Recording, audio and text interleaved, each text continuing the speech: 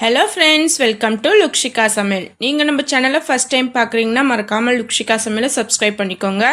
வீடியோவை ஸ்கிப் பண்ணாமல் பாருங்கள். இன்றைக்கி நம்ம வீடியோவில் ரொம்பவே ஹெல்த்தியான கம்பு தோசை எப்படி செய்யுதுன்ட்டு பார்க்கலாம். கம்பு தோசைக்கு மாவு அரைக்கிறது எப்படின்னு பார்க்கலாம். வாங்க வீடியோக்குள்ளே போகலாம். அரிசி ஊற வைக்கிறதுக்கு ஒரு பாத்திரத்தில் 1 கிளாஸ் அளவுக்கு கம்பு எடுத்துக்கலாம். அதே கிளாஸ் அளவுக்கு அரிசி எடுக்கணுங்க. நான் பச்சை அரிசி எடுத்திருக்கேன். உங்களுக்கு பச்சை அரிசி வேண்டாம்னா நீங்கள் இட்லி அரிசி எடுத்துக்கோங்க. கூடவே 1/2 டீஸ்பூனுக்கு வெந்தயம் சேர்த்துக்கலாம். சேர்த்துட்டு தண்ணி சேர்த்துக்கலாம். தண்ணி சேர்த்துட்டு ஒரு 3-4 வாட்டி நல்லா வாஷ் பண்ணி கொண்டு வந்துடலாம். நான் உளுந்து இது கூட சேர்த்து ஊற வைக்க மாட்டேங்க, தனியாக தான் ஊற வைப்பேன். உளுந்து சீக்கிரமாக ஊறிடும், அதனால தான். இப்போ நம்ம அரிசியும் கம்பையும் 2 மணி நேரம் ஊற வைக்கிறோன்னா உளுந்து 1 மணி நேரம் ஊறினா போதும்.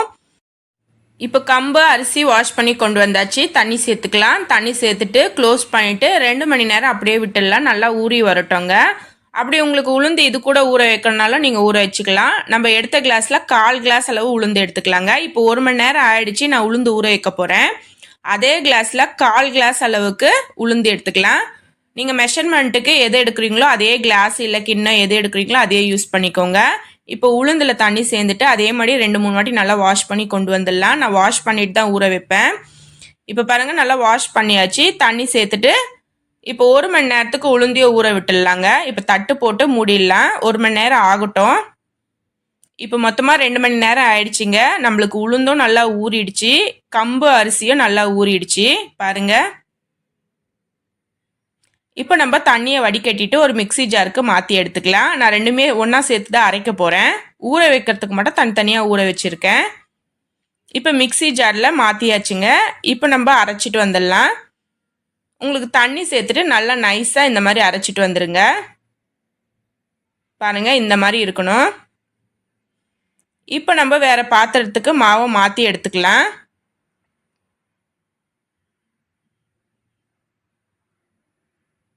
நம்ம நார்மலாக இட்லி தோசை செய்யறதுக்கு 8 மணி நேரம் 10 மணி நேரம் ஊற வைப்போம்லங்க புளிக்கிறதுக்கு. இது அந்த மாதிரி ஊற வைக்க தேவையில்லை. இப்போ இதில் தேவையான அளவு உப்பு சேர்த்துக்கலாம். நான் 1 டீஸ்பூனுக்கு சால்ட் உப்பு சேர்த்துருக்கேன். கையில் இந்த மாதிரி நல்லா கரைச்சி விட்டுருங்க. உப்பு சேர்த்துட்டு மாவை நல்லா கரைச்சிட்டு 4 மணி நேரத்துலேருந்து 5 மணி நேரம் ஊற வச்சா போதும்.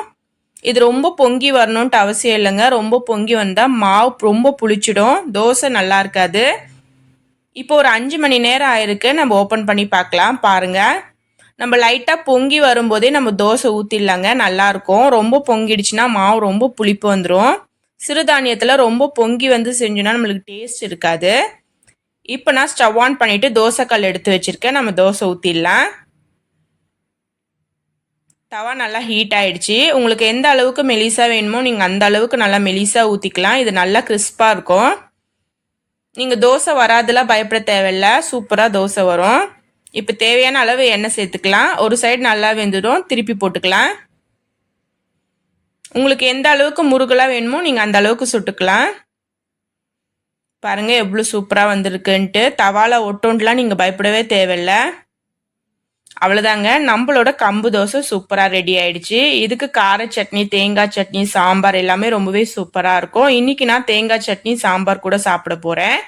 கண்டிப்பாக நீங்களும் கம்பு தோசை வீட்லேயே ட்ரை பண்ணி பாருங்கள். ட்ரை பண்ணி பார்த்துட்டு எப்படி இருக்குன்னு எனக்கு மறக்காமல் கீழே கமெண்ட் செக்ஷனில் சொல்லுங்கள். இந்த வீடியோ உங்களுக்கு பிடிச்சிருந்தா லைக் பண்ணுங்கள், ஷேர் பண்ணுங்கள். மறக்காமல் லுக்ஷிகா சமையலை சப்ஸ்கிரைப் பண்ணிக்கோங்க. தேங்க்யூ. தேங்க்ஸ் ஃபார் வாட்சிங்.